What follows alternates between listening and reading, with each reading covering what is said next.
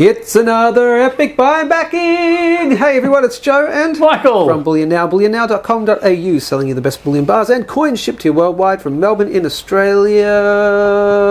10-ounce gold coins. Check them out. Aren't they stunning? Absolutely stunning. This is literally an epic buybacking from one customer. It is, and believe it or not, it's only about half the buyback. Really? Really. Oh wow. So some of them have already disappeared already. Sneaky people. Who's cherry picking all the... Not cherry picking, but there's certainly somebody who went, I'll have them. No, I bet they did. As soon as they came through the door. I bet they did. That person just... Yeah, that's you, isn't it? That's what you're saying? It wasn't actually me. Because, yes, I would have picked different ones to what they picked. But that's okay. So we've got a bit of variety here still for the epic buybacking. And then we've got one ringer. Okay. Oh, the ringer is a new one. Yeah, so we just thought we'd have it up there as a comparison. Ah, fair enough. That's the 10-ounce gold 2021 Ox. That's correct. So that's the current release. So what do we get here? We've got a whole stack of 10-ounce kangaroos. I love this kangaroo design. Oh, I do too. The ones they put on the kilos and the 10-ounce, and I think on even the larger ones as well, right? The larger 10-ounce gold coin. I'm talking like the big, one at the Perth Mint, like that giant one, or the 1 ton and all that kind of stuff. Yeah, the 1 ton. I think that's the same design as far as I'm aware. We should get one of those in. What, the 1 tonner? The 1 ton. Absolutely. And then we can blow it up with some dynamite or something. Yeah. Well, you could do what they did out of the Canadian Mint. What's that? Had it nicked in a wheelbarrow. That wasn't a 1 tonner though, was it? What did they do?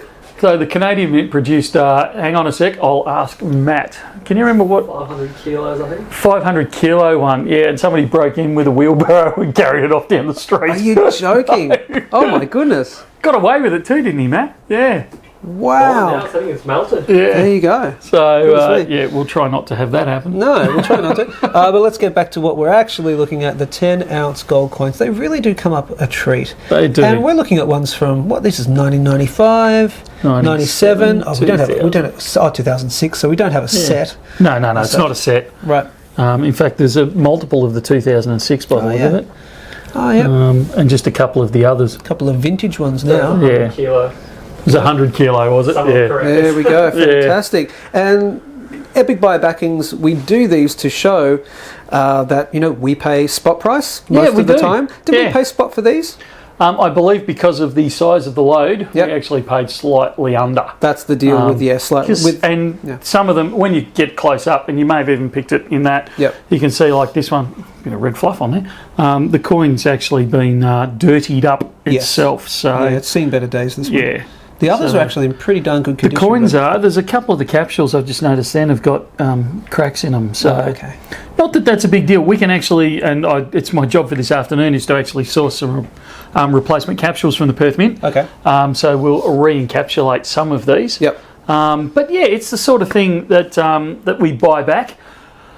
And it's good to see, and one of the reasons I want to highlight this is actually not the kangaroo so much, but the obverse side of them. Oh, okay. So if you want to come a bit closer. Oh, sure. Oh, you're going to tell me these are all... You've made a claim. No, we can't do it. What are we going to do? So I was going to show you the first of these actually were $3,000 face value, not $1,000 face value. Right. On which year? I actually thought it was the 95, but I'm being proven wrong, so it's not. I'll have to look it up. Okay. Because I should have had a closer look before we rolled the camera.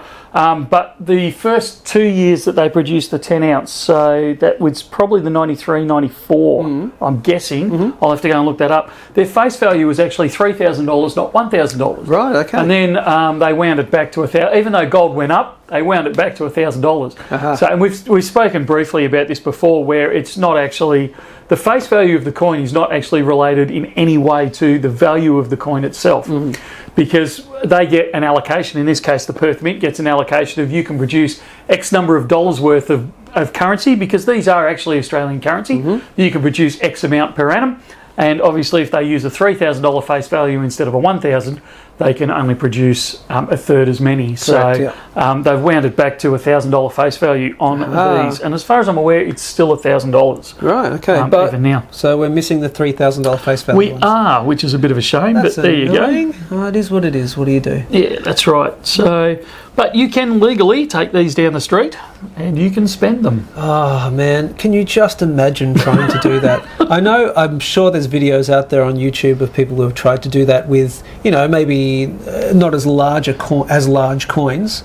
I know someone's done it with silver coins and things like smaller silver coins, but maybe that's a video. Hey, yeah, well, I tried to bank some $5 coins not that long ago, Did you really? With the bank, and I had a heck of a time convincing them. Did they let you? Well, they had to in the end, but it was a fair fight, and they actually had to call head office before they'd accept them. Now the $5 silver. No, these weren't silver. They were 1988.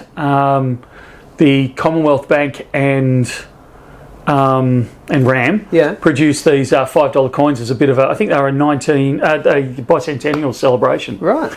And they're Cooper and nickel, but and they had a face value of they have a face value of $5. Oh my god! And I picked them up at an auction. They were in the bottom of a box of all sorts of other stuff. Yeah. And there were no real value even to collectors. So I went to bank them at the bank, as we've done many times before, and the bank refused them. So we had a bit of a disagreement over that, because it's actually illegal for a bank to refuse Australian legal tender. That's right. So they can lose their banking licence over it. So once that was pointed out, they reversed their opinion. You look with your rules and regulations and stuff. Well, it was funny right at the end of it when we got it all settled down. They said, "Why didn't you just take it to a coin dealer?"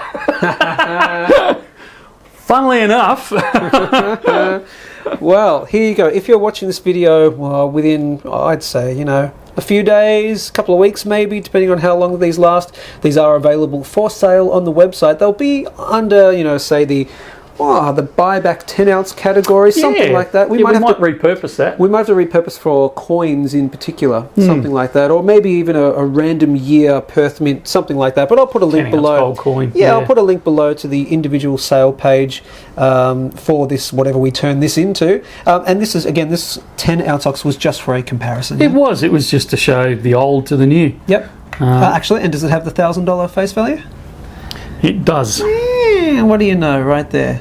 Fantastic. Well, excellent. Another epic buy backing as per usual. That's an interesting one, man, when someone brings in that much gold. Well, it was 5 or 6 more of them. So it was about a dozen 10-ounce bars, 10-ounce coins. And out of interest, some people will wonder, why is someone selling that much gold back at this stage and stuff? Did they tell you why? I actually don't know. I didn't particularly ask, but it could be, they're buying something else. It could be that they've inherited it.